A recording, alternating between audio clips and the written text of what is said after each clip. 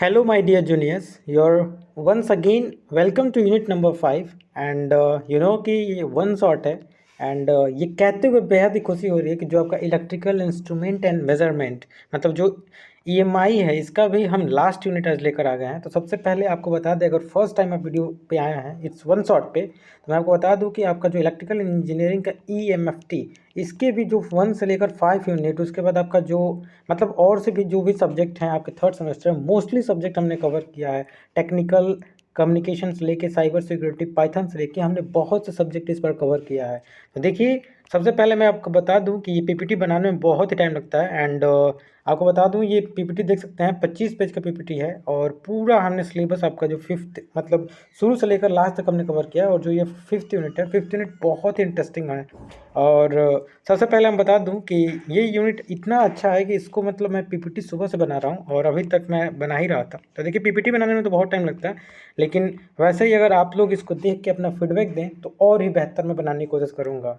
तो चलिए, इस जो लास्ट यूनिट है इसको भी हम आज ख़त्म ही कर देते हैं। अभी तक जब शुरू में हमने इनिशिएटिव लिया था तो मुझे नहीं लगा था कि मैं ख़त्म कर पाऊँगा, लेकिन हाँ, ऑब्वियसली कि इम्पॉसिबल कोई चीज़ नहीं होता है, क्योंकि उसमें लिखा होता है कि आई एम पॉसिबल। तो ये मैंने करके आज देख लिया and I am really happy and glad today कि हम लास्ट यूनिट कवर करने वाले हैं। अब आपका प्रिपरेशन कैसा चल रहा है ये आप जानें, क्योंकि whatever the thing I told at very starting, जो इनिशिएटिव लिया था कि हम एमएफटी और जो आपका ईएमआई है एंड टेक्निकल कम्युनिकेशन, जो भी चीज़ें मैंने कवर किया, जो मैंने इनिशिएटिव लिया, उतना मैंने आपको बिल्कुल कवर करके दिया। तो आज हम लास्ट यूनिट पढ़ेंगे और यूनिट बहुत इंपॉर्टेंट है। If you are preparing for SSC JE या आरआरबी जेई, मतलब किसी भी टाइप के एग्जाम के लिए आप प्रिपरेशन कर रहे हैं ना, जो मतलब स्टेट लेवल के जेई या ई के पोस्ट के लिए आते हैं, उसमें कंसेप्चुअल क्वेश्चन ज़्यादा होते हैं। तो ये जो यूनिट है ना, सबसे पहले मैं बता दूँ, इस पर मैंने इतना टाइम दिया क्योंकि मुझे रिवाइज करना था। और कि मैं प्रिपरेशन करता हूँ, इसलिए मैं कोर सब्जेक्ट को कवर करता हूँ और इतने अच्छे से कवर करने से मेरा भी रिवीजन होता है।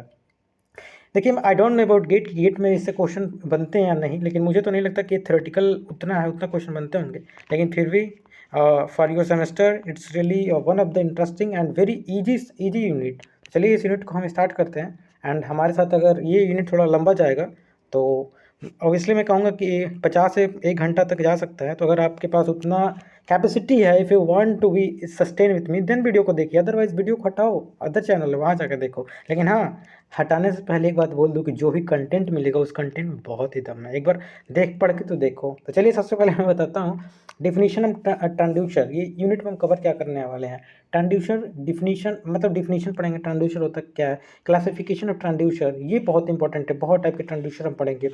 एडवांटेज ऑफ इलेक्ट्रिकल ट्रांड्यूसर, ट्रांड्यूसर जो होते हैं उनके एडवांटेज क्या हैं, फिर से जो मतलब कैरेक्टरिस्टिक एंड चॉइस ऑफ ट्रांड्यूसर, फिर प्रिंसिपल ऑफ एलवीडीटी। देखिए, ये 7 नंबर में पिछली बार आया हुआ था।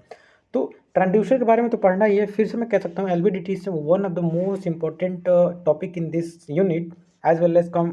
जो कैपेसिटर ट्रांड्यूसर है, एलवीडीटी का एप्लीकेशन है। स्ट्रेन गेज, ये भी मतलब बहुत ही इंपॉर्टेंट है। स्ट्रेन गेज फैक्टर, इसमें मतलब स्ट्रेन गेज फैक्टर कभी कभी डिराइव करने के लिए आता है 7 नंबर में।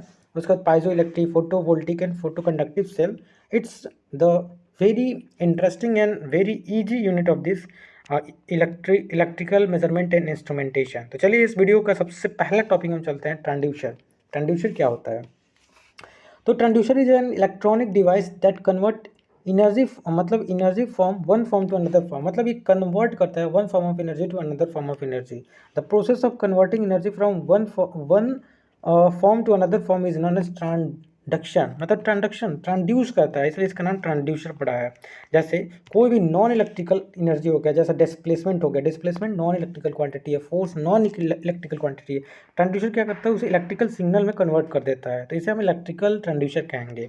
तो there are various type of transducer which we have classified. तो सबसे पहले हम पढ़ेंगे कि क्लासिफिकेशन कैसे किया गया है based on the source of requirement. तो सोर्स कैसे, हमें किस टाइप के हमें मतलब हमें ट्रांड्यूसर चाहिए, उसके अनुसार बांटा गया है। फिर से फिजिकल फेनोमेना के आधार बांटा गया है, based on output, based on transduction जो है फेनोमेना, उसके आधार पे हम ट्रांड्यूसर को बांटते हैं। बेस्ड ऑन कंस्ट्रक्शन, सबसे पहले हम बेस्ड ऑन एनर्जी सोर्स के बारे में बात करें तो एक्टिव ट्रांड्यूसर क्या होता है, पैसिव, इसके बहुत अच्छे से हमने डिस्क्राइब किया है नीचे। बहुत ही मतलब 2 नंबर में आपके एग्जाम में जरूर से जरूर आता है कि एक्टिव ट्रांड्यूसर क्या होता है, पैसिव ट्रांड्यूसर क्या होता है। बेस्ड ऑन फिजिकल फेनोमेना, जैसे प्राइमरी ट्रांड्यूसर, सेकेंडरी ट्रांड्यूसर क्या होता है, एनालॉग ट्रांड्यूसर, डिजिटल ट्रांड्यूसर क्या होता है, ट्रांड्यूसर इनवर्स ट्रांड्यूसर क्या होता है, मैकेनिकल ट्रांड्यूसर, मतलब ये based on construction, mechanical transducer, electrical transducer, there are different type of transducer. तो इतने टाइप की क्लासिफिकेशन है जो कि वन बाई वन हम पढ़ेंगे।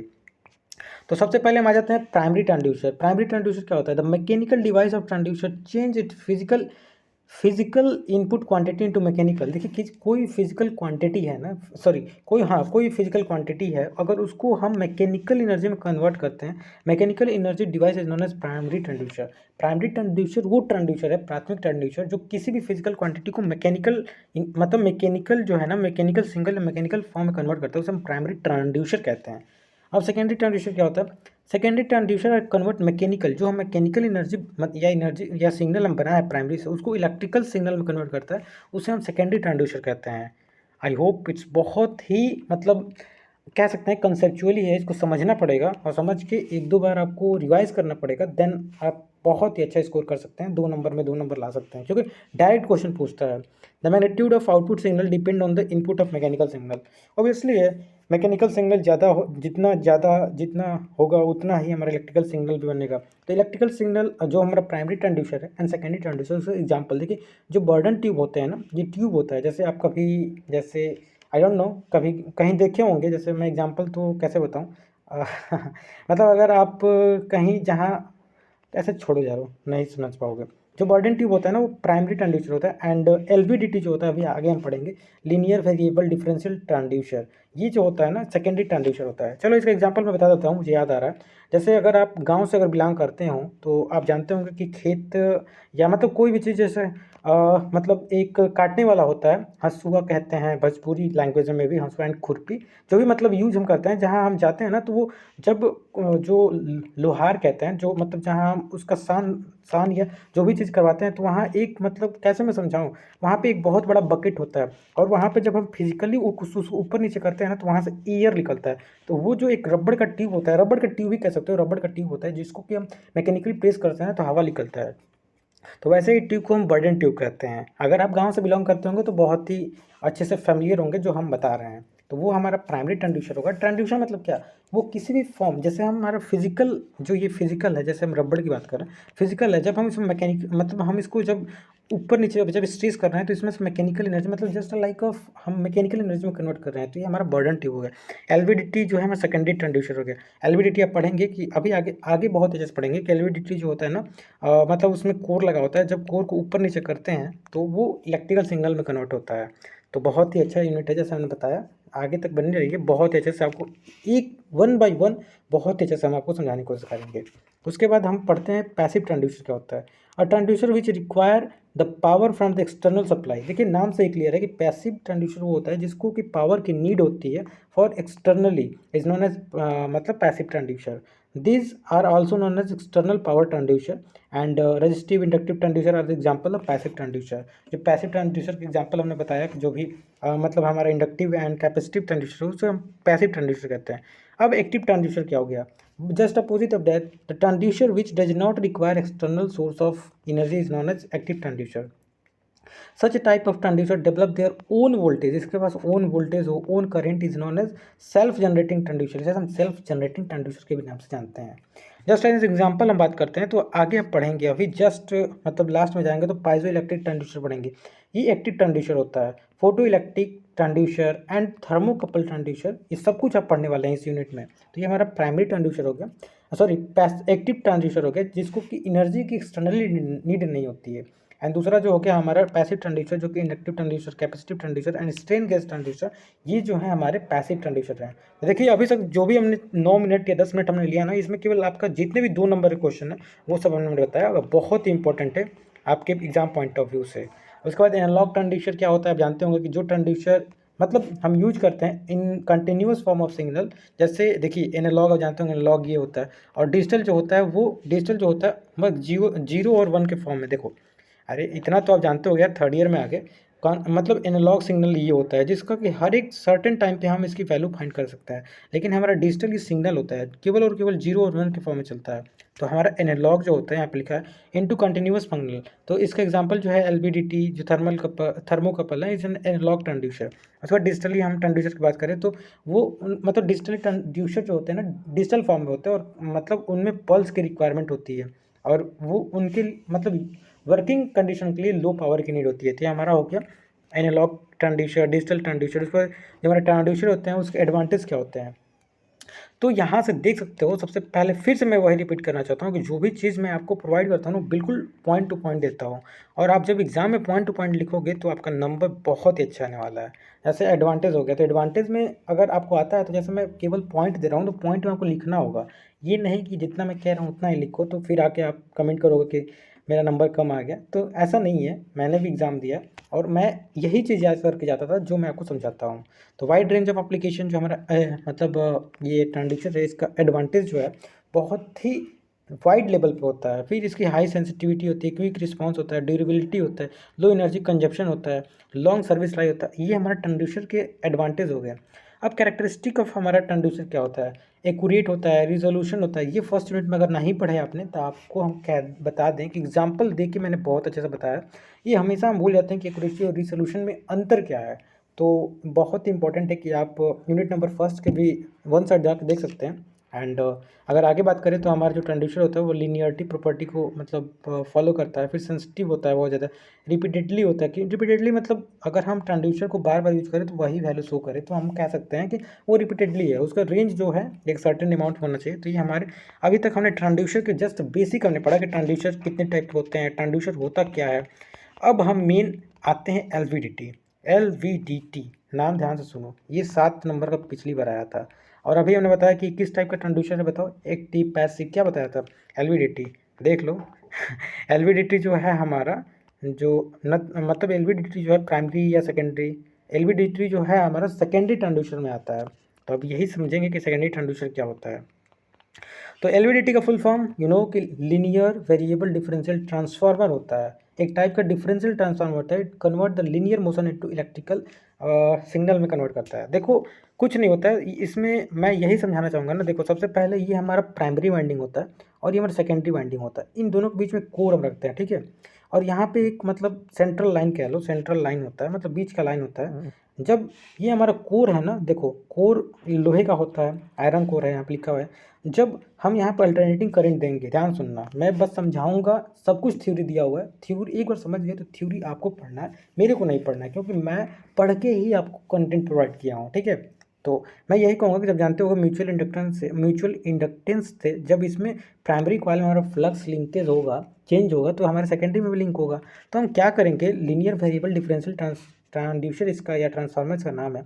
हम ये कनेक्टिंग आर्म है, इससे क्या करेंगे, बर्डन ट्यूब अभी देखा कि मैकेनिकल एनर्जी में कन्वर्ट करेगा। तो इसे अगर बर्डन ट्यूब या अगर हाथ से हम ऊपर नीचे करें ना, ये कॉइल को जो हमारा ये आयरन कोर है, अगर ऊपर करेंगे, देखो जब ऊपर करेंगे तो इसमें यहाँ बीच है, तो यहाँ पे हमारा फ्लक्स लिंक के सेकेंडरी वायर में नहीं होगा, केवल इसमें होगा, ठीक है। तो इसलिए जो हमारा E1 और E2 जो है यहाँ पे ऐड हो जाएगा जब ऊपर होगा, और जब नीचे होगा ना तो E1 माइनस E2। तो जब ऊपर होगा हमारा, देखो जब हमारे कॉइल ऊपर होगा, अभी हम आपको कैसे समझाएंगे तब समझ में आएगा। जब ऊपर होगा तो E1 प्लस E2, देखो ये E2S है ना, ये सेकेंडरी, और ये मतलब ये फर्स्ट कॉइल, ये सेकेंड कॉइल, दो कॉइल है, मतलब प्राइमरी हमारा एक कॉइल है, सेकेंडरी में दो कॉइल है। तो हमारा जो है ना बट जाता है यहाँ पे जो मतलब इसमें जो हमारा फ्लक्स लिंकेज होता है इस और प्राइमरी सेकेंडरी, ये दो coil equal number of turn लेते हैं। तो अगर ये बीच में हमारा रहेगा, सेंटर में बिल्कुल रहेगा, तो इसमें कोई फ्लक्स लिंकेज नहीं होगा, जिससे हमारा अगर हमारा ये मतलब जो आयरन कोर अगर बीच में रहेगा तो हमारा फ्लक्स, आउटपुट फ्लक्स जो होगा, आउटपुट हमारा EMF 0 होगा। लेकिन अगर ऊपर होगा हमारा ये जो है कोर, अगर ऊपर होगा, यहाँ पे हमने एग्जाम्पल थोड़ा और अच्छे से लेना चाहिए था फिगर, तब आपको समझ में आता है। लेकिन समझ में तो आ ही रहा है। देखो यहाँ पे सब कुछ लिखा हुआ है, कंस्ट्रक्शन में क्या, एलवीडीटी कंस्ट्रक्शन, प्राइमरी जो वाइंडिंग है PN, secondary winding S1 S2 type के लिए हुए हैं। और यहाँ पे लिखा हुआ है कि हॉलो सिलेंडर लिए हुए हैं जो कि हमारा आयरन कोर का है। तो ये सब आप पढ़ लेना। अब वर्किंग में हमने जो बताया वही यहाँ पे बोल रहा है, कोर मूविंग टुवार्ड S1, पहली बार S1 के टुवार्ड मतलब फ्लो होगा। देखो S1 की तरफ, अगर S1 की तरफ हमारा इधर, अगर हमारा मान के चलो एक बार हम मतलब जस्ट पुश करते हैं अपने, क्या बोल सकते हैं, ये आयरन कोर को, तो क्या होगा यहाँ पे फाइनली हमारा जो वोल्टेज होगा ना, E1 is greater than E2, और ये मतलब माइनस हो जाएगा, और मतलब E1 माइनस E2, और हमारा फाइनल जो आउटपुट वोल्टेज होगा ना, वो मतलब एक बार प्लस में आएगा, एक बार निगेटिव में आएगा। एक बार देखो फिगर समझा देते हैं इसको सीधा करके। देखो सबसे पहले हम ये प्राइमरी कॉइल लेते हैं, ठीक है, यहाँ पे हम AC देते हैं, आई होप अब यहाँ समझ में आना चाहिए आपको। जब AC देंगे यहाँ पे हम आयरन कोर लेंगे, ठीक है। यहाँ पे हम सेकेंडरी 2 कॉइल लेंगे, एक यहाँ पे एक यहाँ पे, यहाँ से हम बांट देंगे। ये हमारा मतलब इसका ईएमएफ E0 हो गया, ठीक है। अब यहाँ पे जो है हमारा फ्लक्स लिंकेज इसमें होगा, तो E एक सेंट्रल लाइन है। जब इससे ऊपर हम ले जाएंगे तो ये हमारा E1 हो गया, E2 हो गया, ठीक है। तो जब ऊपर ले जाएंगे तो E1 प्लस E2 होगा। अरे फाइनली हमारा फ्लक्स E0 इक्वल टू क्या होगा, इन दोनों का समीशन होगा। जब इन दोनों को समीशन करेंगे, जब ऊपर ले जाएंगे तो हमारा जो है E2 माइनस E1 होगा, तो हमारा E2 ज़्यादा होगा। E2 ज़्यादा होगा तो जब ऊपर ले जाएंगे तो हमारा ईएमएफ जो होगा प्लस में आएगा, और जब नीचे ले जाएंगे तो हमारा ईएमएफ जो होगा निगेटिव में आएगा, एंड जब बीच में ले जाएंगे तो ये हमारा जीरो होगा। देखिए यहाँ पे हम लेक्चर तो प्रोवाइड नहीं कर रहे हैं, अगर लेक्चर प्रोवाइड करते तो और अच्छे से समझाने की कोशिश करते। जस्ट एक काइंड ऑफ रिवीजन टॉपिक, अगर आपने जरूर पढ़ा होगा तो आपको इतने समझ में आ गया होगा। आगे हम एडवांटेज की बात करते हैं। जो एडवांटेज ऑफ एलबीडीटी होता है, हाई आउटपुट होता है, लो हिस्टैरिसीस लॉस होता है। लो हिस्टैरिसीस लॉस यहाँ पे लिखा हुआ है एक्सट्रीम, मतलब ये जो है ना LVDT repeatedly due to extremely low hysteresis loss.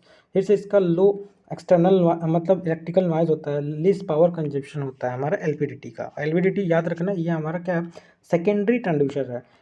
Disadvantage हमारा क्या है, डिसएडवांटेज पिछली बार पूछा था 2 नंबर में, इस बार भी मतलब ऐसे ऐसे कंसेप्चुअल क्वेश्चन आपके एग्जाम में पूछे जाते हैं 2 मार्क्स में। सिंस एलबीडीटी इज इंडक्टिव ट्रांसड्यूसर, क्यों इंडक्टिव है, क्योंकि इसमें हम कॉइल का यूज कर रहे हैं ना, जो हमारा आयरन कोर है, तो ये हमारा इंडक्टिव ट्रांसड्यूसर है। Inductive transducer its sensitivity to extreme magnetic field extra setup, मतलब इसमें जो एक्सट्रीम मैग्नेटिक फील्ड होता है ना, वो मतलब इसमें क्या हो जाता है, एक्स्ट्रा सेटअप हो जाता है, और रिक्वायर टू प्रोटेक्ट, इसके लिए हमें प्रोटेक्ट करना पड़ता है। तो ये हमारा एलबीडीटी का क्या है, डिसएडवांटेज है। एंड एलबीडीटी जो होता है ना, electromagnetic device, it's also effect from variation और इन टेम्परेचर, मतलब टेम्परेचर से भी क्या होता है, एलबीडीटी हमारा क्या होता है, इफेक्ट होता है। तो ये हमारा 2 डिसएडवांटेज हो गया। अब इसके कुछ एप्लीकेशन दिए हुए हैं कि एलवीडीटी जो होता है mostly use in industry, industry in the automation, aircraft, जो टरबाइन है, सैटेलाइट, हाइड्रोलिक सिटी से, मतलब एटसेट्रा, यहाँ यहाँ हम एलवीडीटी का यूज़ करते हैं। अब क्यों क्यों यूज़ करते हैं, सब कुछ यहाँ पे दिया हुआ है, आप एक बार पढ़ लेना, बहुत अच्छे से आपको समझ में आएगा। मतलब यहीं पे लिखा हुआ है, ये आपका काम है, आप पढ़ लेना। आगे हम बात करते हैं, एलवीडीटी हमारा खत्म हुआ, 7 नंबर का आता है एलवीडीटी, पिछली बार आया था। तो आप देख सकते हैं, सबसे पहले आपको वर्किंग के बाद ये फिगर बनाना है। फिगर बनाने के बाद ये केसेस में लिखना है। देखिए हमने 3 केसेस बताया। सबसे पहले हमारा जो कोर है मूविंग टुवर्ड S1, कोर जो है नल पॉइंट पे है, नल पॉइंट पे होगा तो हमारा आउटपुट जो होगा 0 आएगा। और जब हमारा मतलब ऊपर होगा S1 की तरफ तो हमारा आउटपुट जो होगा प्लस में आएगा। एंड मूविंग टुवर्ड S2 तो हमारा जो फाइनली जो इशू मतलब S2 होगा वो मोर देन E1 होगा। तो ये सब आपको केसेस जो है बना के लिखना होगा, अगर एग्जाम में आप अच्छा नंबर पाना चाहते हैं तो। आगे हम बात करते हैं कैपेसिटिव ट्रांसड्यूसर। कैपेसिटिव ट्रांसड्यूसर मतलब आपके ये जो कैपेसिटिव है, नाम से क्लियर है। Capacitive transducer is the use measuring the displacement, pressure and other physical quantity. ये पैसिव ट्रांसड्यूसर है। आपने पढ़ा कि एक्टिव ट्रांसड्यूसर क्या होता है, पैसिव ट्रांसड्यूसर क्या होता है, ये पैसिव ट्रांसड्यूसर में आता है। और work on the principle of variable capacitance, ये कैसे काम करता है, देखो सबसे पहले हम बता दें। ठीक है, पैरेलल प्लेट कैपेसिटर, देखिए एक प्लेट ये हुआ, एक प्लेट हुआ, ये बटम प्लेट हो गया, ये हमारा टॉप प्लेट, इसके बीच में डाइलेक्ट्रिक मटेरियल होता है, और ये डिस्टेंस डी होता है, और ये ओमेगा हम इसका विड्थ मानते हैं। तो ये कैसे काम करता है, यहाँ पर सब कुछ लिखा हुआ है। कंस्ट्रक्शन में 2 पैरेलल प्लेट हम लेते हैं, एंड जो भी है ये आपका काम है, आप पढ़ लेना। जो मतलब आपका कैपेसिटिव जो ट्रांसड्यूसर होता है वो प्रिंसिपल कैसे काम करता है, C equal to epsilon naught A, आप जानते होंगे, C equal to epsilon naught A by D. तो देखो जैसे हम डिस्टेंस बढ़ाएंगे ना इसके बीच में तो हमारा कैपेसिटेंस कम होगा। देखो अगर ये टॉप प्लेट और बॉटम प्लेट है, इसके बीच में डाइलेक्ट्रिक हमारा मतलब मीडियम है, डाइलेक्ट्रिक मटेरियल से बना हुआ है, तो जब डिस्टेंस बढ़ाएंगे तो हमारा क्या होगा, कैपेसिटेंस जो है घटेगा। यहाँ से देखो फिर से मैं समझाना चाहता हूँ, कैपेसिटेंस बढ़ेगा या घटेगा, यहाँ से बहुत अच्छे से क्लियरली देख सकते हो। फिर से मैं दिखाना चाहता हूँ कि C equal to epsilon naught A होता है, C equal to epsilon naught A by D. तो टोटली एरिया मतलब डिस्टेंस बढ़ेगा तो कैपेसिटेंस घटेगा, लेकिन एरिया बढ़ेगा, एरिया अगर हमारा बढ़ेगा तो कैपेसिटेंस भी हमारा बढ़ेगा। तो यहाँ पे ये जो है सब कुछ लिखा हुआ है, आप ऐसे अपने एग्जाम में मतलब रिप्रेजेंट कर लेना कि एप्सिलॉन नॉट क्या है, फैरेड पर मीटर में ये हमारा परमिटिविटी ऑफ फ्री स्पेस है। तो ये हमारा कैपेसिटिव ट्रांसड्यूसर ऐसे वर्क करता है। आगे हम बात करें तो एडवांटेज ऑफ कैपेसिटिव ट्रांसड्यूसर, जो हमारा कैपेसिटिव ट्रांसड्यूसर उसका कुछ एग्जांपल है। एक्सट्रीमली एक्सटर्नल फोर्स ऑपरेशन है यूजफुल इन स्मॉल सिस्टम, मतलब ये जो है ना required external force for operation के लिए एक्सटर्नल फोर्स नीड होती है, क्योंकि एरिया घटाना बढ़ाना एक्सटर्नल फोर्स नहीं दोगे तो एरिया बढ़ेगा नहीं घटेगा। तो ये जो है हमारा कैपेसिटिव ट्रांसड्यूसर के मतलब एडवांटेज हैं कि the capacitive transducer is very sensitive and good frequency response because of use in dynamic study में इसका यूज होता है। तो ये सब आप मतलब एक दो जो एडवांटेज है डिसएडवांटेज है। अगर कैपेसिटिव ट्रांसड्यूसर देखो, कोई भी ट्रांसड्यूसर या कोई भी चीज़ पूछता है ना, सबसे मेन थिंग मतलब ईएमआई में हमने शुरू से बोला है, अगर एमीटर ही पूछता है सबसे पहले एमीटर का डिफिनीशन लिखोगे, एमीटर का कंस्ट्रक्शन लिखोगे, फिर वर्किंग लिखोगे, फिर वर्किंग लिखने के बाद एडवांटेज लिखोगे, डिसएडवांटेज लिखोगे, एप्लीकेशन लिखोगे। इतना चीज़ तो हर एक आपके मतलब कॉपी में रहना ही चाहिए। अगर इतना चीज़ आप लिख लेते हो ना और डायग्राम आपका बिल्कुल सही होता है तो साथ में 5 नंबर तो आराम से पाओगे, कोई रोक ही नहीं सकता। बहुत ईजी और बहुत ही मतलब अगर अच्छे से नहीं पढ़ोगे, अगर फिगर बहुत ज़्यादा होता है ये इलेक्ट्रिकल मेजरमेंट एंड इंस्ट्रूमेंटेशन में जो आपका ये सब्जेक्ट है, तो जब तक आप फिगर याद नहीं करोगे और सोचोगे कि एक दिन पहले याद करके जाओगे और एग्जाम में लिख लोगे तो ये भूल जाओ, क्योंकि कुछ याद नहीं रहेगा, उल्टा फुल्टा बना के आओगे और नंबर वही जितना सोचोगे उसका आधा आएगा। तो कैपेसिटिव ट्रांसड्यूसर का ये हमने एडवांटेज। डिसएडवांटेज क्या है? मेटालिक पार्ट अगर ट्रांसड्यूसर रिक्वायर मोर इंसुलेशन, जाहिर सी बात है कि इसके बीच में इंसुलेशन की नीड होगी, इंसुलेशन नहीं लगाएंगे तो कैपेसिटिव ट्रांसड्यूसर हमारा मतलब बीच में कैसे हम मटेरियल तो डायरेक्ट यूज ही करना पड़ेगा। ये हमारा एडवांटेज डिसएडवांटेज हुआ। अब आगे हम बात करते हैं strain gauge. Strain gauge is one of the फिर मुझे लगता है 7 नंबर में ये भी आया हुआ था।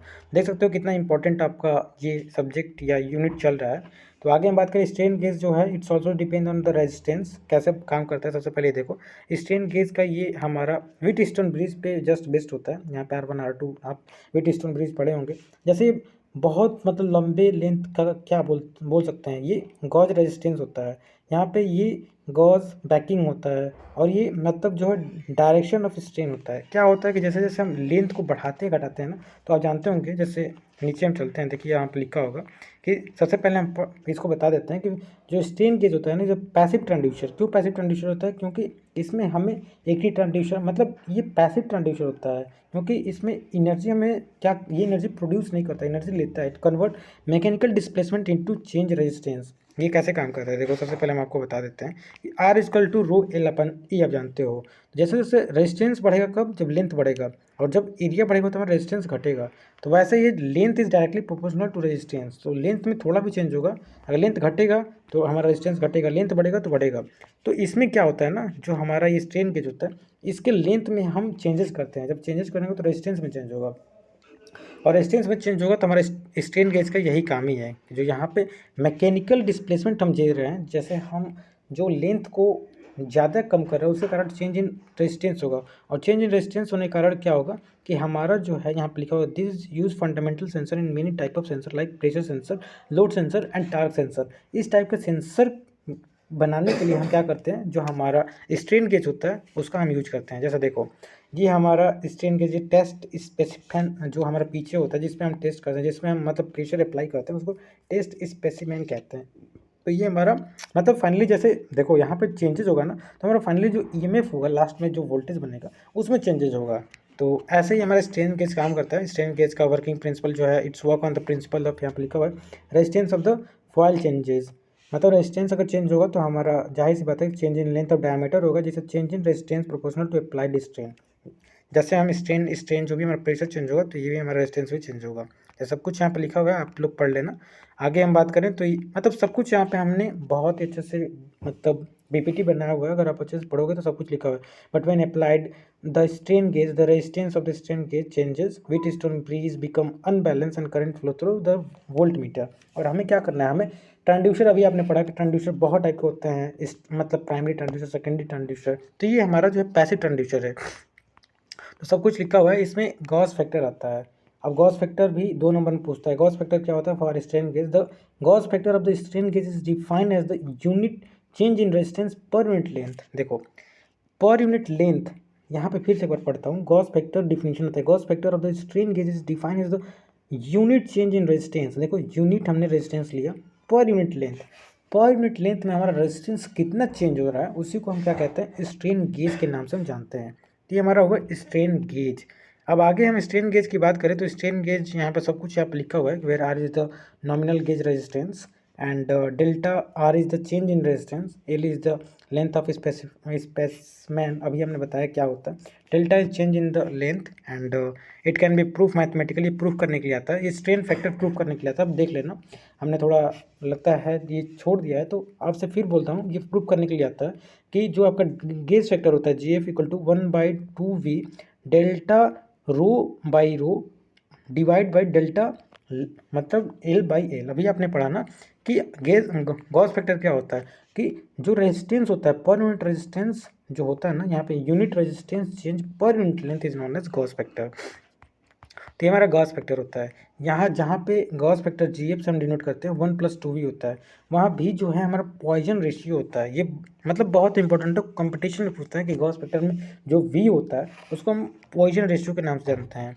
It may be define as the ratio strain in lateral direction to the strain in axial direction, मतलब ratio of lateral direction to ratio of, मतलब रेशियो जो होता है ना लेटरल डायरेक्शन टू जो हमारा स्ट्रेन इन एक्सियल डायरेक्शन होता है, उसी को हम पॉइजन रेशियो के नाम से जानते हैं।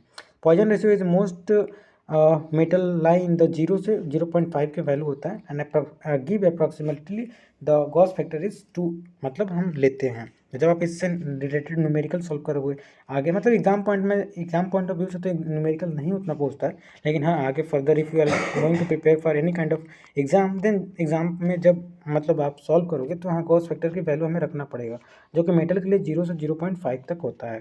तो ये हमारा हुआ पॉइजन रेशियो। अब आगे हम पढ़ेंगे एप्लीकेशन ऑफ गॉस ट्रांसड्यूसर। तो हमारा जो गॉस ट्रांसड्यूसर है वो देखे कि R equal to rho L by A है, तो बिल्कुल लेंथ बढ़ेगा तो हमारा रेजिस्टेंस बढ़ेगा, लेंथ घटेगा तो रेजिस्टेंस घटेगा, एरिया बढ़ेगा तो हमारा रेजिस्टेंस क्या होगा, घटेगा। तो ये कुछ डायरेक्टली प्रोपोर्शनल इन्वर्सली प्रोपोर्शनल इसी कंसेप्ट का यूज करके हमने गॉस फैक्टर या गॉस ट्रांसड्यूसर का यूज किया, जो कि मैकेनिकल एनर्जी को इलेक्ट्रिकल एनर्जी में कैसे कन्वर्ट कर रहा है हमने देखा। तो इसका एप्लीकेशन जो है वेटिंग स्केल पे यूज करते हैं, क्योंकि आप जानते हैं कि वेट करने पे हम क्या करते हैं उसमें मैकेनिकल जो होता है ना, जैसे तूला हो गया, जैसे ये हमारा मान के चलिए तूला हो गया, तूला पे यहाँ पे क्या रखते हैं मैकेनिकली, मतलब क्या रखते हैं कोई भी चीज़ मैकेनिकली रखते हैं, जैसे उसमें वेट होता है तो हमारा क्या होगा, अगर रेजिस्टेंस होना है तो रेजिस्टेंस में चेंज होगा, चेंज होने के कारण मतलब वोल्टेज में लास्टली चेंज होगा। तो हम वेट स्केल में इसका यूज करते हैं, इंडस्ट्रियल ऑटोमेशन में यूज करते हैं, मटेरियल टेस्टिंग में यूज करते हैं, बायोमेडिकल मतलब इक्विपमेंट में यूज करते हैं, किसका, स्ट्रेन गेज का। तो ये सब इसका हमारा क्या हुआ, एप्लीकेशन हुआ। नाउ हम एक और नया टॉपिक पढ़ते हैं, थर्मिस्टर। थर्मिस्टर नाम से क्लियर कि thermistor is from two word, thermal मतलब TERM से, थर्म से क्या होगा, थर्मल सेंसिटिव, मतलब ये टेम्परेचर की मतलब बिहाफ में बहुत ही सेंसिटिव होता है। और रजिस्टर जो होता है यहाँ से लास्ट में देखो ये दो वर्ड से बन रहा है, थर्म मतलब थर्मल और ISTOR मतलब क्या होगा, रजिस्टर। तो ये जो है टेम्परेचर सेंसर होता है, टेम्परेचर को सेंस करके it's work on the principle of varying resistance, ये भी रेजिस्टेंस के वैरी करने से ही हमारा थर्मिस्टर बनता है। अब आगे जो है ये थर्मिस्टर का जो है हमारा कह सकते हैं कि सिंबल होता है, दो टाइप से हम थर्मिस्टर बनाते हैं कि वेरिएबल रेजिस्टेंस होता है, जैसे रेजिस्टेंस में चेंज होगा तो हमारे टेम्परेचर में चेंज होगा। अभी आप थर्मोकपल जब पढ़ेंगे ना तो इसको और अच्छे से समझ में आएगा। तो कंस्ट्रक्शन ऑफ थर्मिस्टर क्या होता है, थर्मिस्टर जो है ना यहाँ पे देखो, ये हमारा thermistor is made up of oxide metal such as nickel magnesium cobalt, ये हमारा थर्मिस्टर इससे बना होता है। और थर्मिस्टर जो है बेसिकली 3 टाइप का मतलब हम बना सकते हैं। पहला जो है तो डिस्क टाइप है थर्मिस्टर, ये हमारा जो है ब्रीड टाइप है, BRED ब्रीड टाइप थर्मिस्टर, और ये रॉड टाइप थर्मिस्टर है। तो इसका वर्किंग क्या होता है, working is just simple, it's also depend on the resistance. Thermistor work on the simple principle of change in resistance due to change in the temperature. जब temperature में change करेंगे तो रेजिस्टेंस में चेंज होगा, आप जानते हैं ये आप बहुत ही स्टार्टिंग से क्लास 9 से पढ़ते आ रहे होंगे, तो उसी के यूज करके हमने ये थर्मिस्टर बनाया हुआ है। अब थर्मिस्टर जो होते हैं 2 टाइप का होता है, NTC एंड PTC। देखिए NTC का फुल फॉर्म होता है negative temperature coefficient, negative temperature coefficient, and PTC का नाम होता है पॉजिटिव टेम्परेचर कोफिशिएंट। तो जैसे निगेटिव टेम्परेचर कोफिशिएंट का ये मतलब है ना कि जब टेम्परेचर बढ़ाएंगे ना तो हमारा रेजिस्टेंस जो है घटेगा, ध्यान से देखो। और जब पॉजिटिव अगर हम पॉजिटिव टेम्परेचर कोफिशिएंट की बात करेंगे तो तब टेम्परेचर बढ़ाएंगे ना तो रेजिस्टेंस हमारा बढ़ेगा। तो इसको बहुत ही मतलब और अच्छे से हम ग्राफ के थ्रू हम समझ सकते हैं। तो यहाँ पे सब कुछ ये लिखा होगा, the ceramic semiconductor that have a negative temperature coefficient of the resistance of the NTC will be decrease with increasing temperature, जो हमने बताया वही सब चीज़ वही होगा अगर आप अच्छे समझोगे तो। ये नॉन लीनियर होता है, और ये सिंबल देखिए निगेटिव टेम्परेचर कोफिशिएंट, मतलब ऐसा बना दो -T0 लिख दो तो ये निगेटिव टेम्परेचर कोफिशिएंट का सिंबल हो गया, और पॉजिटिव T0 लिख दो तो ये पॉजिटिव टेम्परेचर कोफिशिएंट का मेरा सिंबल हो गया। आगे हम बात करें तो यहाँ देख सकते हो, यहाँ पे बहुत अच्छे से समझ सकते हो कि जैसे जैसे हम क्या कर रहे हैं, जैसे जैसे हम टेम्परेचर को घटा रहे हैं वैसे वैसे हमारा रेजिस्टेंस बढ़ रहा है। या अदर वे में बोले तो जैसे जैसे हम मतलब टेम्परेचर को बढ़ा रहे हैं, देखो टेम्परेचर को जैसे जैसे हम बढ़ाएंगे टेम्परेचर हमारा बढ़ेगा, रेजिस्टेंस जो है घटेगा। टेम्परेचर यहाँ पे बढ़े, यहाँ पे देखो टेम्परेचर, यहाँ पे देख सकते हो जैसे जैसे हमारा सबसे यहाँ पे ज़्यादा रेजिस्टेंस ज़्यादा है तो टेम्परेचर हमारा कम है, मतलब ये इन्वर्सली प्रोपोर्शनल हो रहा है। टेम्परेचर बढ़ा रहे हैं तो क्या हो रहा है, रेजिस्टेंस हमारा कम हो रहा है, देखो यहाँ पे, इसलिए इसका नाम जो है निगेटिव टेम्परेचर कोफिशिएंट। टेम्परेचर बढ़ा रहे हैं, टेम्परेचर बढ़ा है, देखो टेम्परेचर यहाँ पे इतना है, टेम्परेचर और ज़्यादा कर दिए, टेम्परेचर और ज़्यादा कर दिए, लेकिन हमारा रेजिस्टेंस जो है घट रहा है, ये हमारा नेगेटिव टेम्परेचर कोफिशिएंट हो गया। अब यहाँ पॉजिटिव टेम्परेचर कोफिशिएंट, जैसे जैसे हम देखो यहाँ पे हमारा टेम्परेचर मान के चलो 2 डिग्री सेल्सियस है तो हमारा रेजिस्टेंस है 2 है। अगर मान के चलो यहाँ पर 4, हमारा 4 डिग्री है तो हमारा रेजिस्टेंस वैल्यू 4 ओम हो गया। तो जैसे जैसे हम टेम्परेचर बढ़ा रहे हैं वैसे वैसे हमारा क्या हो रहा है, वैसे वैसे हमारा जो है रेजिस्टेंस भी बढ़ रहा है, तो ये हमारा पॉजिटिव टेम्परेचर कोएफिशिएंट हो गया। अब थर्मिस्टर की कुछ एडवांटेज पढ़ते हैं। थर्मिस्टर का एडवांटेज जो है सबसे पहले लेस एक्सपेंसिव होता है, more sensitive then other sensor, fast response होता है, स्मॉल इन साइज होता है, तो ये हमारा थर्मिस्टर हो गया। आगे आई थिंक थर्मोकपल पढ़ेंगे, हाँ थर्मोकपल लिए। इससे पहले कुछ डिसएडवांटेज है उसको देख लेते हैं। तो जो डिसएडवांटेज होता है ना हमारा थर्मिस्टर का, लिमिटेड टेम्परेचर रेंज होता है, मतलब बहुत ही लिमिटेड टेम्परेचर रेंज की मतलब अंडर ही हमारा ये थर्मिस्टर जो होता है वो वर्क करता है। उसके बाद अगर हम बात करें तो resistance to temperature ratio correlation non linear होता है, ये हमारा डिसएडवांटेज होता है। आगे हम पढ़ते हैं thermocouple. Thermocouple is one of the very interesting, मतलब कह सकते हैं हमारा ये टॉपिक है। Thermocouple is made up of 2 dissimilar metal, देखो डू टू डू मतलब दो मतलब डिसिमिलर एटम से मिलकर बना होता है। One end produce voltage end, मतलब एक इंड से हम क्या करते हैं हीट प्रोड्यूस, जैसे देखो यहाँ से फिगर हम समझाते हैं। ये दो हमारा टाइप का मतलब हम लेते हैं, wire type A wire type B, मतलब दो मटेरियल लेते हैं। जैसे पहला मान एक कोल्ड जंक्शन होता है, एक हॉट जंक्शन होता है। जैसे हम different different type of metal लेते हैं और जब एक मतलब हीट करते हैं ना, जैसे यहाँ पे ये हमारा कैंडल है, जब इसको हीट करेंगे तो हॉट जंक्शन हो जाएगा। तो यहाँ से क्या होगा, हॉट जंक्शन एक कूल जंक्शन, दोनों हम अदर अदर मेटल लिए हुए हैं। तो अदर अदर मेटल लेंगे तो दोनों का मतलब हीटिंग एंड मतलब दोनों का जो है पैरामीटर जो है अलग होता है। तो क्या होगा कि इसमें टेम्परेचर जो है डिफरेंस हो जाएगा। टेम्परेचर डिफरेंस होने के कारण क्या होगा, टेम्परेचर डिफरेंस होने के कारण इसमें ईएमएफ का डिफरेंस हो जाएगा, और ईएमएफ डिफरेंस होने के कारण यू नो कि ईएमएफ का जहाँ डिफरेंस हुआ, जैसे देखो यार बहुत अच्छे से पढ़ोगे, वोल्टेज जो है हाई पोटेंशियल से हमारा वोल्टेज जो है लो पोटेंशियल की तरफ क्या होता है, लो पोटेंशियल की तरफ फ्लो होता है। तो यहाँ पे यही होता है, कोई मेटल हाई पोटेंशियल पे हो जाता है और कोई मतलब दो मेटल हम डी सिमिलर यूज कर रहे हैं, तो एक मेटल हाई पोटेंशियल पे हो गया हाई पोटेंशियल, एक जो है लो पोटेंशियल पे हो गया।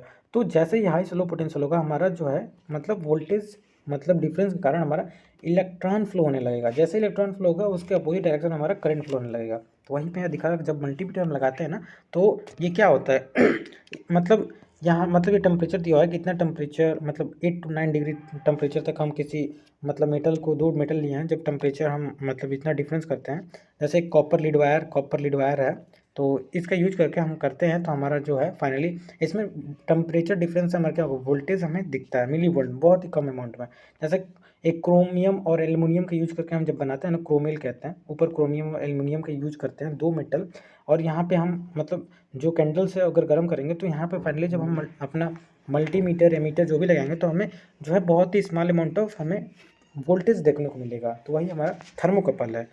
थर्मोकपल इज वही लिखा हुआ है कि it's made up of 2 dissimilar metal joint together, one in produce voltage express in milli volt with a change in temperature. The junction of two metal is called मतलब sensing junction connecting to the extension wire to dissimilar atom. मतलब जो हमने समझाया सब कुछ वही लिखा हुआ है। ये जो है कुछ फैक्टर पे काम करता है, प्रिंसिपल जो होता है सबसे पहले 3 प्रिंसिपल पे काम करता है। और ये प्रिंसिपल जो है मैं कैसे समझाऊं, ये बहुत बार आपके कंपटीशन एग्जाम में पूछा गया है। तो 3 टाइप का मतलब इफेक्ट होता है पहला जो है पेल्टियर इफेक्ट होता है, थॉमसन इफेक्ट होता है और सीबैक इफेक्ट होता है। तो वन बाय वन तीनों इफेक्ट को हम समझते हैं। देखो सबसे पहले हमारा पेल्टियर इफेक्ट क्या होता है, when two dissimilar metal are connected together small voltage is called thermocouple junction. देखो दो हम डिसिमिलर मेटल का यूज करके अगर स्मॉल वोल्टेज उसमें जनरेट करे तो डिस मतलब थर्मो हम जंक्शन कहते हैं। Generated at the junction is called मतलब पेल्टियर इफेक्ट। पेल्टियर इफेक्ट क्या होगा आगे हम पढ़ते हैं, देखो एक बार सी बैक इफेक्ट पढ़ लेते हैं। सी बैक इफेक्ट या थॉमसन इफेक्ट पहले पढ़ते हैं। The temperature of the junction changes if it's मतलब वोल्टेज टू, इफ मतलब टेम्परेचर चेंज होगा तो ऑब्वियसली है कि वोल्टेज भी चेंज होगा, which can be measure by using an electronic controller output of the voltage directly proportional between the junction free hand. तो it's called Thomson effect. देखो एक जो होता है ना थॉमसन इफेक्ट वोल्टेज इफेक्ट क्या होता है, जब टेम्परेचर डिफरेंस कर देंगे, जब टेम्परेचर डिफरेंस करेंगे तो ईएमएफ हमें प्रोड्यूस होगा। या टेम्परेचर डिफरेंस ना करें, अगर हम दोनों दो मतलब मेटल लें और उनके बीच में हम बैटरी लगाएं और मतलब टेम्परेचर मतलब हम वोल्टेज डिफरेंस जो है ना अलग अलग दें, तभी भी हमारा जो है मेटल मतलब हीट हो जाएगा, एक हमारा मेटल गर्म हो जाएगा और एक मेटल जो है कोल्ड हो जाएगा। तो उसी को यहाँ पे आप देख सकते हो कि यहाँ पे कोल्ड जंक्शन लिखा है, जहाँ पे हमारा मेटल एक मेटल ठंडा होता है और एक मेटल गर्म होता है। जो मेटल गर्म होता है जहाँ पे एक जंक्शन बनाता है उसका hot junction and cold junction कहता है। तो इसी तरह से हमारा जो हमारा ये इफेक्ट है ये इफेक्ट पे वर्क करता है, Peltier effect, Thomson effect and Seebeck effect. तो ये हमारा वर्किंग प्रिंसिपल कैसे होता है आपने देखा, डायरेक्टली प्रोपोर्शनल जो हमने बताया ना, टेम्परेचर डिफरेंस करने से भी हमारा वोल्टेज जनरेट होगा या वोल्टेज डिफरेंस करने से भी हमारा टेम्परेचर में डिफरेंस होगा। तो ये हमारा सभी इफेक्ट है। तो ऐसे हम क्या बोलते हैं थर्मोकपल का यूज करते हैं। अब इस थर्मोकपल का एप्लीकेशन क्या है, जो थर्मोकपल फर्नेस टेम्परेचर मॉनिटरिंग, जो मतलब बड़े बड़े फर्नेस जहाँ पे यूज करते हैं वहाँ पे स्टील फैक्ट्री में ग्लास फैक्ट्री में हम थर्मोकपल का यूज़ करते हैं।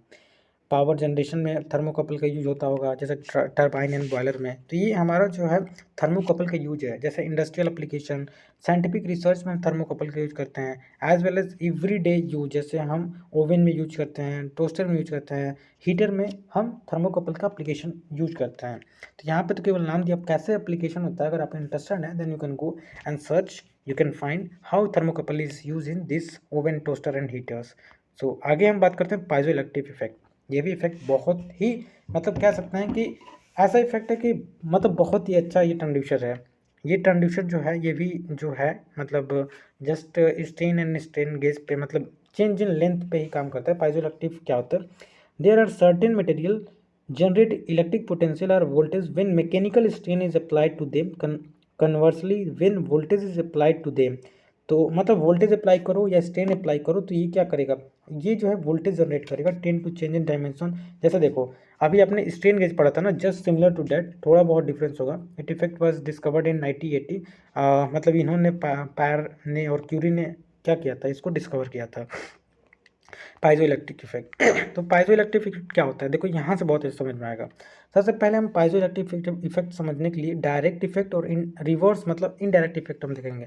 मैकेनिकल स्ट्रेन प्रोड्यूस वोल्टेज, जैसे देखो हम साउंड जो है ना मैकेनिकल है, हम एक ऐसा मटेरियल का यूज करते हैं जैसे पाइजो इलेक्ट्रिक हम कहते हैं मटेरियल, ये जो है क्वार्ट्ज का बना होता है, अभी आप आगे पढ़ोगे।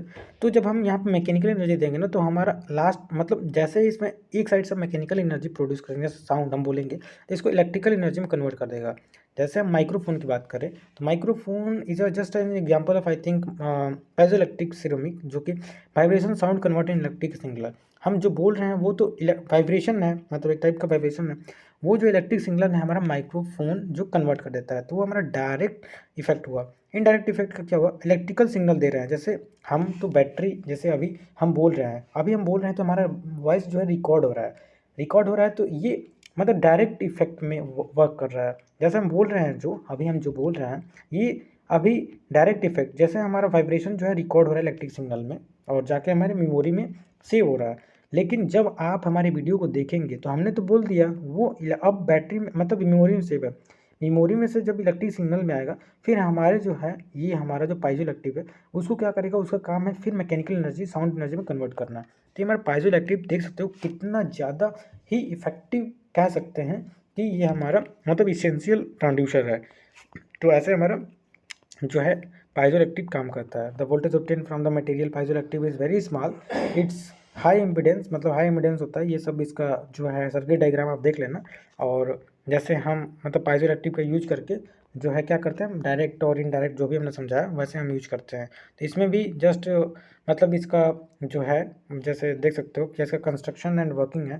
तो figure show the conventional piezo electric transducer with the piezo electric crystal inserted, जैसे यहाँ पे पाइजो इलेक्ट्रिक क्रिस्टल है, ठीक है।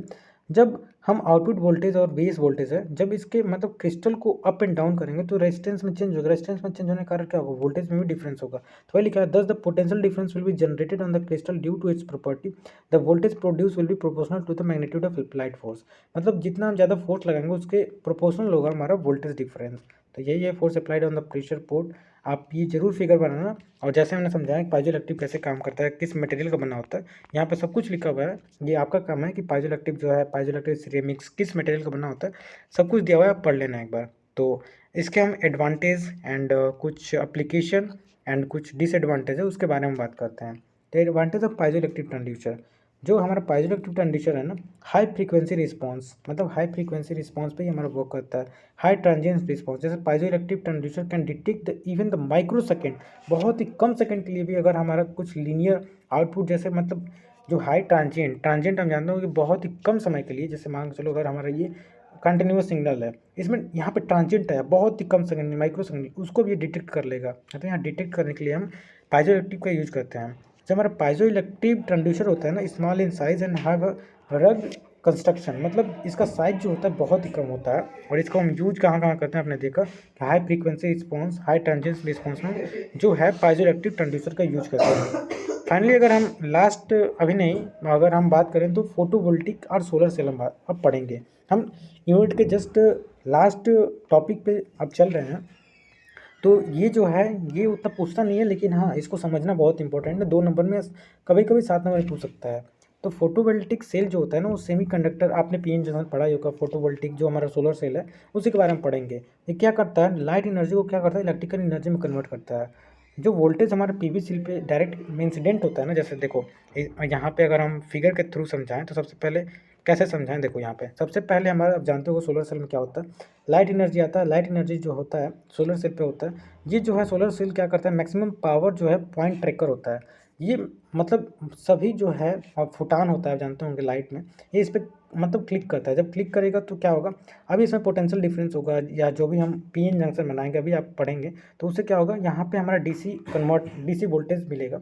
अब डीसी वोल्टेज क्या करेंगे, डीसी वोल्टेज को डायरेक्ट भी ले सकते हैं या कन्वर्ट करके, कन्वर्टर यूज करके हम एसी में भी यूज कर सकते हैं। तो ये हमारा फोटोवोल्टिक सेल कैसे काम करता है वही लिखा है कि the energized electron known as photoelectrons and phenomena of emission of electron is known as photoelectric effect। तो फोटोइलेक्ट्रिक इफेक्ट क्या होता है, अभी हमने समझाया कि सोलर पैनल पे जब हमारा हमारा फोटान जब पड़ता है ना, तो वहाँ पे ऐसा हम कंस्ट्रक्शन बनता है पीएन जंक्शन का, कि जैसे इस पे मतलब लाइट में फोटान एनर्जी होता है, तो एनर्जी कारण जो मतलब डिफरेंस हो जाता है, यहाँ पे हाई पोटेंशियल, इधर लो पोटेंशियल, और इसी कारण हमारा जो होता है मतलब इलेक्ट्रॉन का फ्लो होता है, और इलेक्ट्रॉन का फ्लो होगा उसका अपोजिट डायरेक्शन में हमारा करंट का फ्लो होगा। तो इस तरह से हमारा फोटो इलेक्ट्रिक काम करता है। कंस्ट्रक्शन कैसे होता है, semiconductor material like arsenide, indium and cadmium silicon का हम यूज करके क्या करते हैं, पीवी सेल का मोस्टली हम मतलब यूज करते हैं। यहाँ पे लिखा है कि mostly silicon and selenium use for making, मतलब जो है सेल्स बनाने में यूज करते हैं। कंसिडर द फॉलोइंग फिगर, मतलब फिगर का यूज करके यहाँ पे समझाया हुआ है कि देखो सबसे पहले क्या होता है कि वही हमने बताया ना कि एन टाइप ऊपर होता है, पी टाइप लेयर नीचे होता है। यहाँ पर हमारा लाइट एनर्जी जब घटेगा तो आप जानते हो कि फोटान, फोटान मतलब फोटान एनर्जी होता है। तो यहाँ पे जब फोटान जो है ना, इस पर जब मतलब जब इस पर इमिट नहीं कर सकते, इमिट में निकलना होता है, जब इसे फॉल होगा ना तो क्या होगा, पोटेंशियल डिफरेंस होगा। कैसे पोटेंशियल डिफरेंस होगा, आपने बहुत अच्छे से देखा, यहाँ पे देख सकते हैं कि यहाँ पे, अरे यार ये क्या हो जा रहा है, यहाँ पे जैसे जैसे ही हम यहाँ पे मतलब लाइट एनर्जी गिरेगा तो यहाँ पे हाई पोटेंशियल हो जाएगा, यहाँ पे लो पोटेंशियल, इसके कारण जो होगा इलेक्ट्रॉन जो है एंटी रिफ्लेक्टिंग मतलब कोटिंग करते हैं। ये सब कुछ यहाँ पे फिगर बताया हुआ है, फिगर बना सकते हैं। तो प्लस जो है होल, ये इलेक्ट्रॉन को शो कर रहा है। तो जैसे हाँ पोटेंशियल डिफरेंस होगा, तो इलेक्ट्रॉन अगर इस डायरेक्शन में फ्लो हो रहा है ना, तो इसका अपोजिट डायरेक्शन में करंट फ्लो होगा। अगर हम लोड कोई लगा दें तो हमारा लोड क्या होगा, इमिट मतलब ये जलने लगेगा। तो यही हमारा मतलब, जैसे सबसे पहले आप जानते होंगे कि जो हमारा सोलर सेल कैसे काम करता है, सबसे छोटे छोटे उसमें यूनिट लगे होते हैं, जैसे सोलर यूनिट सेल होते हैं, बहुत ही कम मतलब माइक्रो वोल्ट में ये क्या करते हैं, हमारे एनर्जी को प्रोड्यूस करते हैं। इसको जो है सोलर मॉड्यूल, एक मॉड्यूल बनाते हैं जिसमें 9 मतलब हम क्या करते हैं, 9 सोलर जो यूनिट पीवी सेल है ना, उसको एक जगह हम क्या करते हैं, एक मॉड्यूल बनाते हैं। अब इस मॉड्यूल को बहुत ही बड़े बड़े सोलर पैनल, मतलब जब इसको सीरीज में जब हम क्या करते हैं, एडजस्ट करते हैं, तो उसे हम क्या कहते हैं, सोलर पैनल के नाम जानते हैं। और यही यहाँ पे नीचे दिखाया हुआ है कि जब सोलर पैनल जो है डायरेक्टली हम सनलाइट में रखते हैं, तो सनलाइट क्या करता है, इसको पीवी सेल जो अभी आपने वर्किंग देखा, उस वर्किंग का कन्वर्ट करके जो मैक्सिमम पावर को कन्वर्ट करता है। एक जो होता है डायरेक्ट हम डीसी में यूज़ कर लेते हैं, और कन्वर्ट करके हम एसी में यूज़ करते हैं। तो ऐसे हमारा जो पीवी सेल है वर्क करता है। लास्ट यूनिट जो होता है हमारा इस यूनिट का और लास्ट टॉपिक जो है फोटो डायोड होता है। नाम से क्लियर है कि photo diode is a kind of PN junction generate current when expose, मतलब photo diode is a kind of diode only. यहाँ पे डायोड की बात हो रही है और पीवी जो हमारा सेल है वहाँ पे हम सोलर पैनल की बात कर रहे थे। तो एक डायोड होता है, एक टाइप का डायोड है, देख सकते हैं सिंबल रिप्रेजेंटेशन जो होता है फोटो डायोड का ऐसा होता है। ये तो डायोड है, पीएन जंक्शन है, यहाँ पे एनोड ये कैथोड है।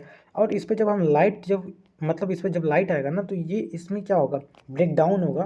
जो हमारा डिप्रेशन लेयर आप पढ़े होंगे, पीएन जंक्शन ऐसे P layer N layer depression layer होता है। तो जैसे इसके मतलब यहाँ इसको नीचे या नीसेस पढ़ते हैं, आगे आप पढ़ोगे पावर इलेक्ट्रॉनिक्स में तो बहुत अच्छे से दिया हुआ है, या मतलब इलेक्ट्रॉनिक्स इंजीनियरिंग में आगे आप अगर पढ़ोगे तो बहुत अच्छे से दिया हुआ है कि जब इस पर लाइट इमिट होता है ना तो पोटेंशियल डिफरेंस होगा। जब डिप्लेशन लेयर तो हमारा जो है अगर इलेक्ट्रॉन ऐसे फ्लो होगा तो इसके अपोजिट में करंट फ्लो होगा। तो यही हमारा फोटो डायोड का रिप्रेजेंटेशन, फोटो डायोड कैसे काम करता है यहाँ पर दिखाया हुआ है कि ये पी रीजन होता है, एन रीजन होता है, और ये बीच में जो है हमारा रेडिएशन जो ये हमारा मतलब इलेक्ट्रॉन जो होता है यहाँ पे हम फॉल कराते हैं। जैसे ही फॉल कराएंगे यहाँ पे वोल्टेज ज़्यादा हो जाएगा, डिफ्यूजन ऑफ SiO2, हमारा SiO2 anode cathode PN junction जो भी मैंने बताया इसका यूज करते हैं। यहाँ पे पोटेंशियल हाई हो जाएगा, यहाँ पे इन लेयर में कम हो जाएगा तो इलेक्ट्रॉन हमारा ऐसे फ्लो होने लगेगा। भाई इलेक्ट्रॉन ऐसे ही आएगा ना तो इसका अपोजिट डायरेक्शन क्या होगा, हमारा करंट फ्लो होने लगेगा। तो सेम एज हमारा पीवी सेल होता है, लेकिन पीवी सेल में हमने सेल और सोलर पैनल सोलर मॉड्यूल का यूज किया था। यहाँ पे हम सिंगल डायोड की बात कर रहे हैं, फोटो डायोड। मतलब जो डायोड फोटो मीन्स क्या होता है, लाइट होता है। लाइट के कारण जो होता है ना, लाइट एनर्जी को इलेक्ट्रिकल एनर्जी में कन्वर्ट कर दे, वो डायोड को हम क्या कहते हैं, फोटो डायोड कहते हैं। अब इसका प्रिंसिपल आपने देखा कि फोटो इलेक्ट्रिक इफेक्ट पे काम करता है एंड जो है सेमीकंडक्टर डिवाइस का बना होता है। Only minority current flow through the device is certain reverse potential applied through it. तो सब कुछ है फोटो डायोड के बारे में मैंने बताया। इसके कुछ एडवांटेज है। एडवांटेज की बात करें तो it's so the quick response expose to light. Light में जैसे रखेंगे ये बहुत ही फास्ट ऑपरेशन होता है, provide linear response and low cost device होता है हमारा photo diode if you compare with other मतलब डिवाइस। एंड डिसएडवांटेज की बात करें तो टेम्परेचर डिपेंडेंट होता है, टेम्परेचर बढ़ेगा तो क्या होगा, इसमें लॉसेज ज़्यादा होंगे। एंड वेन लो मतलब जैसे बादल आ गया या अगर लाइट प्रॉपर नहीं मिलेगा तो ये हमारा मतलब उतना वर्कली अच्छे से काम नहीं करेगा। तो लास्टली बहुत ही मुझे खुशी हो रही है कहते हुए thank you for watching this video till the now. And जो हमने कहा था, जो हमने इनिशिएटिव लिया था, आज जाके जो कह सकता हूँ कि जो आपका EMFT से लेके EMI से लेके टेक्निकल से लेके साइबर से लेके पाइथन से लेके जितना हमने कहा था उतना आपको यूनिट दिया। अब आपका काम बनता है, आपका एग्ज़ाम से पहले, एग्ज़ाम जो है 1 मार्च से आपका स्टार्ट होगा और हमने आपका 1 शॉट जो है ना आज 26 फरवरी है। सपोज़ मैंने 2 दिन अभी बचा हुआ है, 27 28 मतलब 3 दिन या 2 दिन पहले हमने पूरा आपका 1 शॉट जो है थर्ड सेमेस्टर का पूरा कंप्लीटली आपको 5th यूनिट तक प्रोवाइड कर दिया। तो नाउ इट्स योर कह सकते हैं duty to just go through and share this video ताकि आप भी अच्छा स्कोर करो और आपका फ्रेंड भी अच्छा स्कोर करे। Thank you.